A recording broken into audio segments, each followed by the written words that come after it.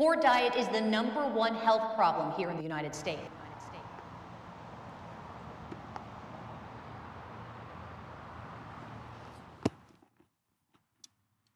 Hi. I always keep it as real as possible with y'all. So I'll be upfront about the fact that I've never faced real food insecurity.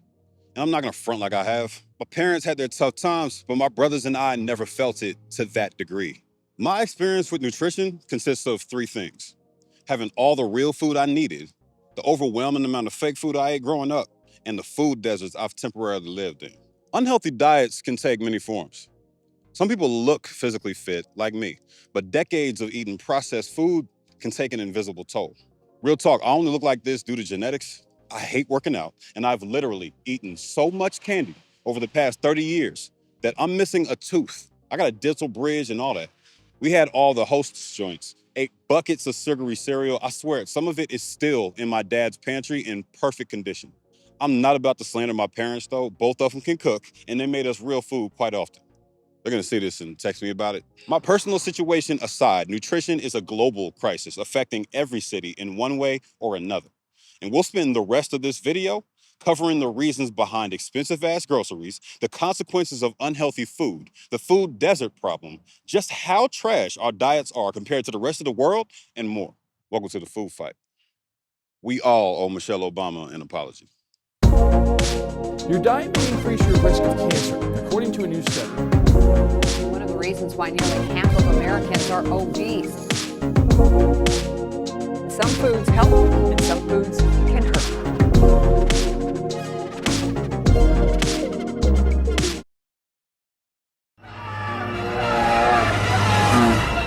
Hey, where's the cream filling? Now that's the stuff. Man, y'all remember Twinkies? Yeah, they still sell that artificial bullshit. America's relationship with healthy and unhealthy food is a complex yet extremely simple story, to be honest. Lobbying! Y'all got the information. All right, I'll explain it better than that. I feel like big food doesn't work as well as big pharma because you don't hear the word pharma every day. Big food could easily just describe the serving sizes in America. Regardless, it's a real term that represents the group of multinational food corporations that control food supply and sales on a scale that's hard to grasp if you haven't been tapped in. How can I show y'all what I mean? This image. I'm sure y'all recognize almost every cereal picture. That's not good enough for you? I'm in the store. General Mills, General Mills, General Mills. More. 90-something% of the garbage y'all are looking at is made by one company, General Mills. Post and Kellogg are the other two that make up the big 3. Nah, not that big 3, the older, more unstoppable big 3. Yes, sir. Before I get into all the bullshit these companies do to compromise your health and the consequences of those actions, let's check back in with my longtime personal cybersecurity solution and today's sponsor, Aura. Shout out to them for making it possible for me to talk to y'all like this. Okay, bet. So I actually checked in with Aura not long ago, and that leaves only one notification for me to clear out. I recognize it, so that's nothing. Let's get that resolved. Next, I'm trying to check my credit since it's been a while. I've had a high score since last year, but every month brings changes, and staying on top of those changes is crucial. Aura tells me the reasons my score may be higher or lower each month, just like your credit card servicers do. So that eliminates an app I need to open.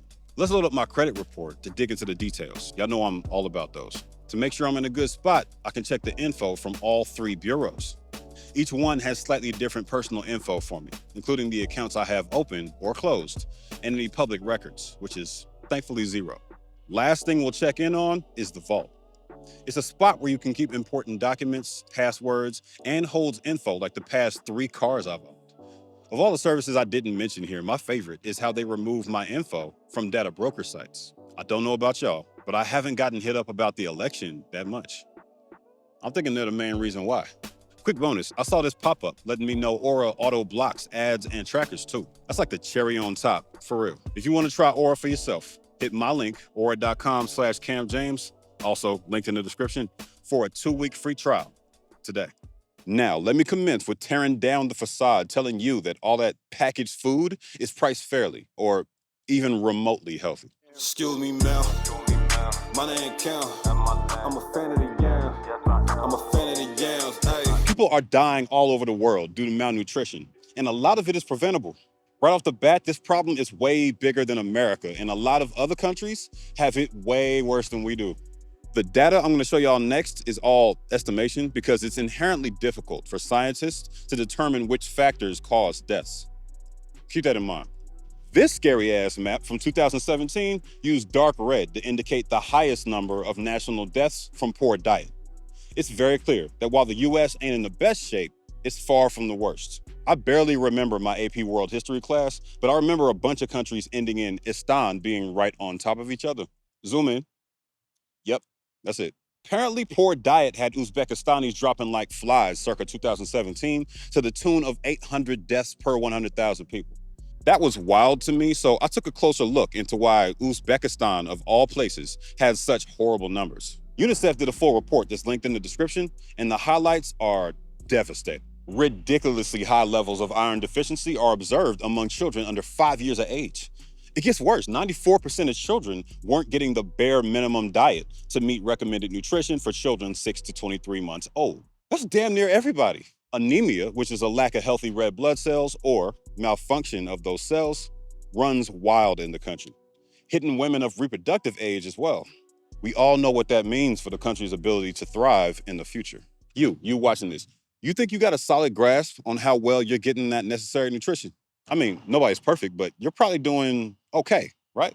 This next chart, also from 2017, points out how much each region of the world consumed of each and every food group, with a line next to it to show where the recommended amount lines up with that. A little dated, but still relevant as a gut check. It's time to find out where we all stack up. I like that it calls out high-income North America specifically. They ain't doing too hot either. Zooming in on fruits, the Caribbean and Latin America seem to be on top of it. Veggies, congrats to Central Asia. We still suck.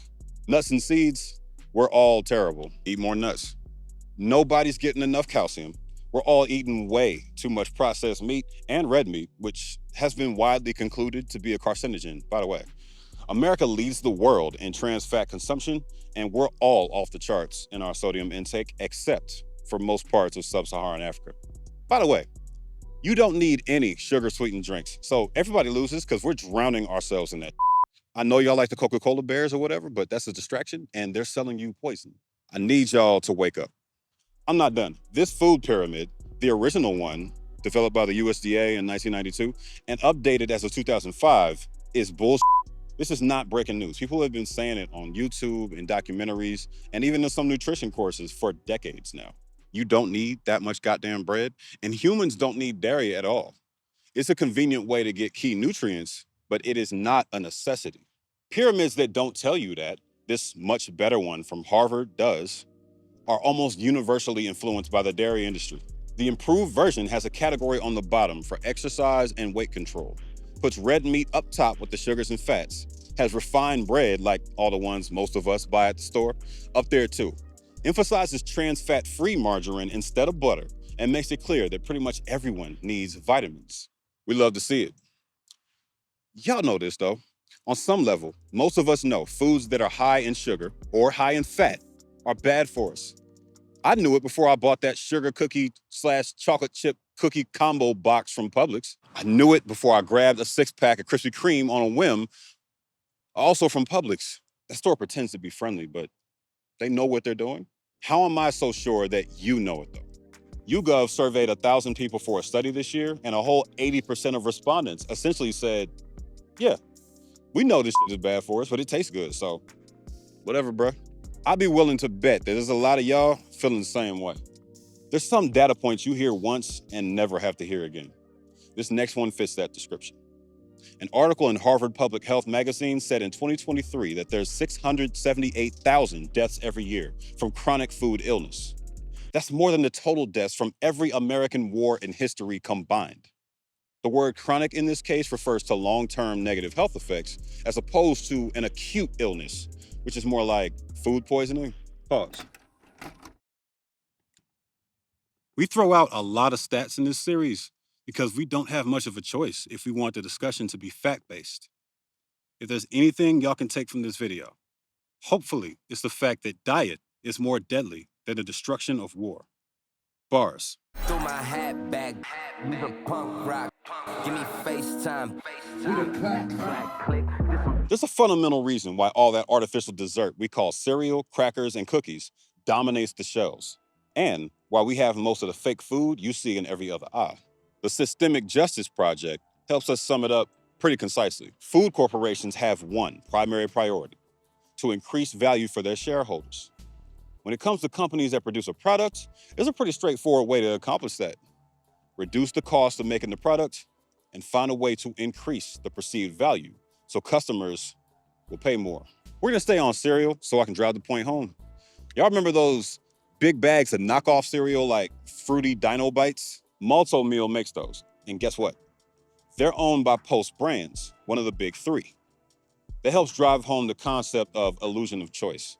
When you walk through these aisles and think these different brands are competing companies, they rarely are. I don't drink soda ever. It always had a direct connection to pimples the next day for me, so I don't even walk down that aisle. Chips are typically in that aisle too, so it's a bonus that it lets me avoid all that high sodium garbage. Potatoes are a starch, but chips have all the nutrients processed out of them by the time it hits that bag. Depending on which store we're talking about, it's highly possible that there's not a single thing in that entire aisle worth looking twice at. The fact that these companies advertise at the Super Bowl every single year, and it's completely normal to see boxes of them at every party you go to, speaks to how backwards our habits have become. We let the pleasure of salt and fat take priority over our lifespans. We're absolutely not here to fat shame. Some info needs to be shared though, because obesity puts you at a greater risk of hypertension, diabetes, and other chronic conditions. The CDC provided a whole data sheet of this info, but one that I want to focus on is the Adult Obesity Prevalence Map. It breaks down which states have a high prevalence of obesity in certain ethnic groups and helps us find out which areas in the US are the most obese overall. Black people are a prevalently large population in 38 states, which is the most of any other group. Indigenous fam are right behind, and white obesity is less than half that at 14 states total. What parts of the US are the biggest? This surprised me. The South was not in the lead. The Midwest edged us out by 0.2%, but that could easily be a rounding error. West Coast, y'all are the least likely to have weight-related heart problems. You should celebrate. Hey, our babies are large too. The prevalence of obesity in children from 2 to 4 years old was a whole 14.4%. This section would be longer, but there's a big-ass asterisk here due to the controversy surrounding body mass index, or BMI. It's a widely used measurement to determine whether someone's overweight or not, and it has its flaws. For one, it can't differentiate between fat and muscle. And factors like gender have an effect on it that isn't really accounted for. We mentioned it, let's move on. It might seem like common sense, but there's a reason why such an outrageously large amount of marketing dollars goes towards pushing soda more than anything else. It's one of the most profitable industrial activities in the world, with profits as high as 25% of the sticker price. I got something upsetting to tell y'all about those sticker prices, and it comes from a press release I happened to stumble across while we were researching this video. Massachusetts Senator Elizabeth Warren and Pennsylvania Senator Bob Casey sent a letter to Kroger's chairman and CEO, Rodney McMullen, about the grocery chain's usage of digital price tags on shelves. In case it wasn't obvious, digital price tags allow stores to not only collect more info from customers, they can dynamically increase prices to respond to market conditions or the weather. This technology could be used for good, but of course, that's not what's happening in a national corporation. It's gonna be used for surge pricing, a phenomenon you might be familiar with from that downtown Uber ride that cost you $75 for no goddamn reason. Don't tell me to calm down. That shit was $75 on a Tuesday. They call these electronic shelving labels, or ESLs. Kroger started rolling them out in 2018, and it's expanded to 500 plus stores since then. Yes, you heard that date right. This was out here in hundreds of stores during the pandemic, when many people were at the lowest point of their lives. I went out of my way to research this one. Check it out. Kroger's annual profit jumped, 7% in 2018. Then it stayed in that range for the next few before climbing every year after. Can we say for certain that dynamic pricing accomplished that? No, but we can make a pretty educated guess. Let's move on before I get pissed off. This might not surprise you, but the state you live in has a significant effect on how overpriced your groceries are. Last October's census tells us American households are dropping $270 per week on average, just shy of $1,100 a month. Hawaii and Alaska are outliers since they're isolated geographically, but the rest of the top 5 are Cali, Nevada, and Mississippi at $290 or more per week on average. Honestly, this tells me that I buy a lot less food than the average household does, since I can easily survive off $300 a month. Then again, you, nigga, I got kids to feed. The bottom 5 are Wisconsin, Iowa, Nebraska, Michigan, and West Virginia. Not exactly breaking news either. Y'all wanna know which categories are hitting your pockets the most? I'm gonna assume you said yes. The whole meat category, including eggs and food out of home, which is basically just quick service restaurants and fast food. It's the things you need and the things you don't need. Since there's been a well-documented spike in ground beef costs over the last year, just as an example, I don't think we can draw a confident conclusion about price hikes here. We'll dig deeper on that shortly.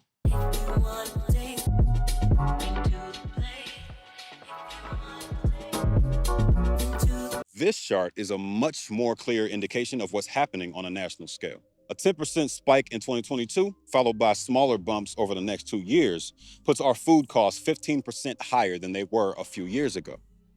These numbers may sound little, but 15% is enough to make the difference between I can squeeze that into my budget and we have to delay paying the light bill this month. I know for the middle class to upper middle class viewers, I might even come off like I'm complaining too much.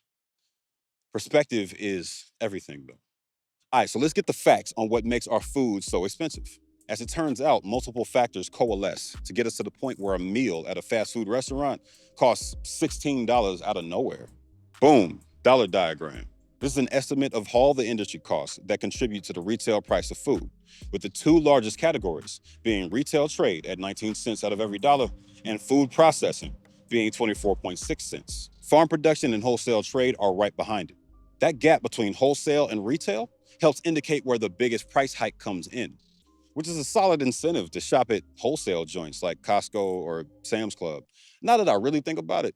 Lastly, this chart gives you the elements within each food cost category that weigh it down financially.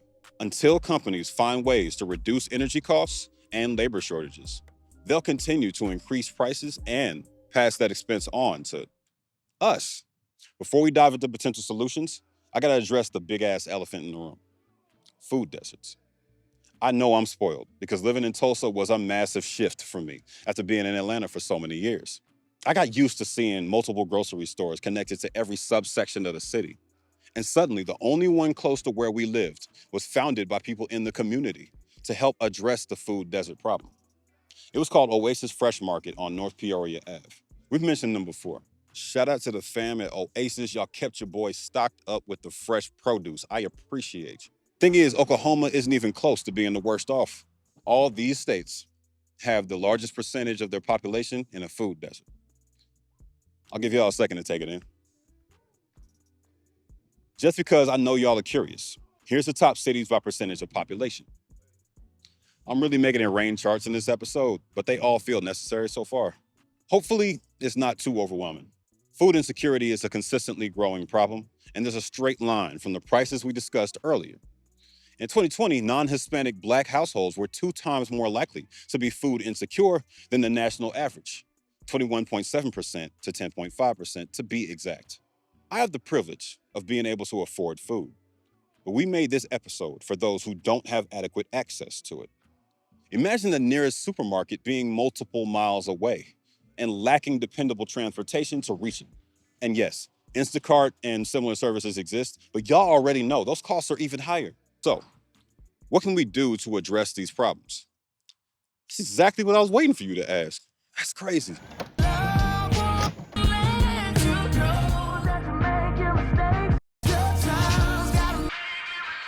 Federal food law is clear.